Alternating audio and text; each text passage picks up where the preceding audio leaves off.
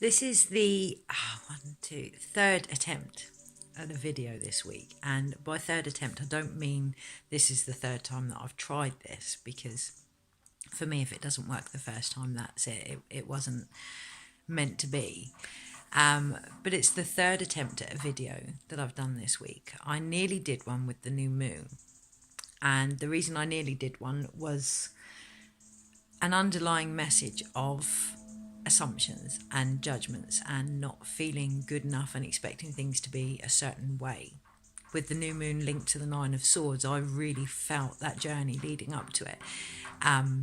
There were moments where I felt great pain and questioned my ability as a healer.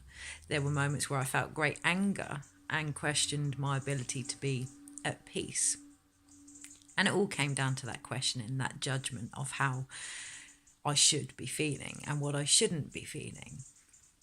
And on that day, I found that I rose above it.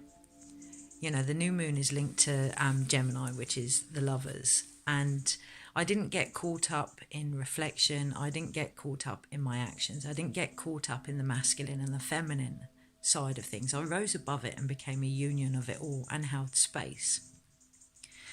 So I didn't share that video because my own judgments and my own assumptions came up about people not needing to hear it or it not being relevant anymore, and that I'd got the message.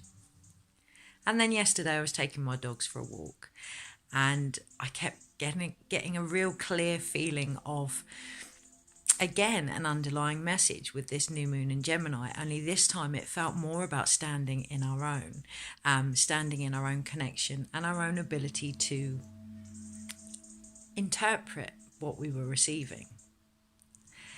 I have noticed over the last 18 months or so, longer, a real opening up of communication and people being on the same wavelength, which is fantastic. You know, everyone getting the same kind of messages in different ways. And that was the emphasis yesterday, that it was in different ways.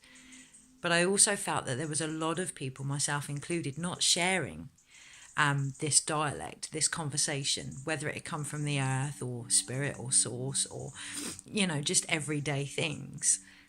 They weren't sharing it because they didn't want to step on people's toes, or they didn't want to feel as if they were copying, or didn't feel that it was relevant.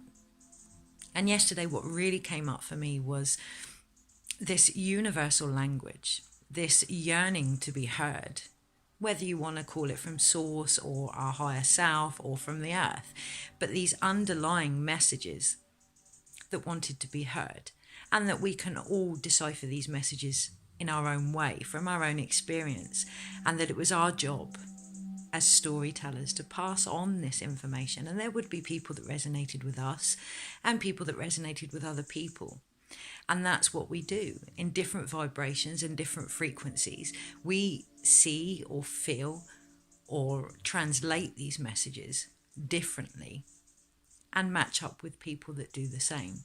So yesterday it really felt like it wasn't about that's their message. I can't say that because they've already said that. It felt more about this language being so colourful and that it could be expressed in so many ways that we were all relevant and all valid. But I didn't share the video. So the first day I didn't from judgment, and the second day I didn't from falling into the trap of what I was feeling, and didn't feel like it was applicable anymore. I'd heard the message and I just let it go. Today seems to be a culmination of all these messages for me, so I am going to share this video, fingers crossed, and not succumb to the actual internal insights that I'm receiving. And today feels for me like a chance to go from the 9 through to the Ace of Swords, and in order to do that, to get through that 10, and that 10 is almost like, okay, I've learnt this, I've reflected this, I surrender. And I almost lay it all down now, and I want this new beginning. But it's a chance to actually get up and do something with it. And for me, that is to share it. Otherwise, this energy stays with me or stays inside of me. And it isn't mine. It isn't ours.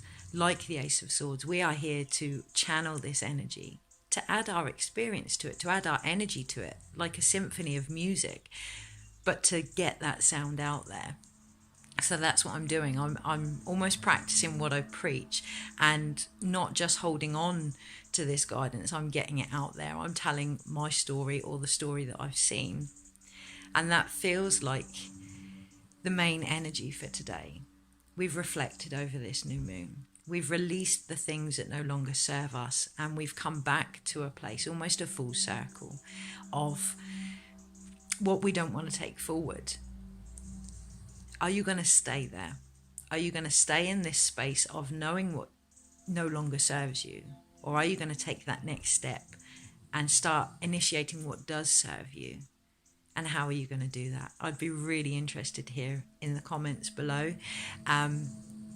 And have a wonderful day. Just get out there, do what you feel is good in any given moment, and go with the flow. Channel this energy however you choose to channel it, whether it's singing, dancing, creating something, healing. This is your connection. This is what makes you the Ace of Swords. This, for me, is what this new moon in Gemini is all about, leading up to the lunar eclipse in Sagittarius in a couple of weeks' time. So a chance to really figure out who you are. And sometimes the only way to do that, is to get out there. You know, as a midwife, I learned so much from books, but it wasn't until I actually started being present at deliveries that I truly experienced what it was like to be a midwife. So get out there, do whatever it is you've learned in a different way, because that will create the change that you're looking for. Have a wonderful day. Take care. Bye.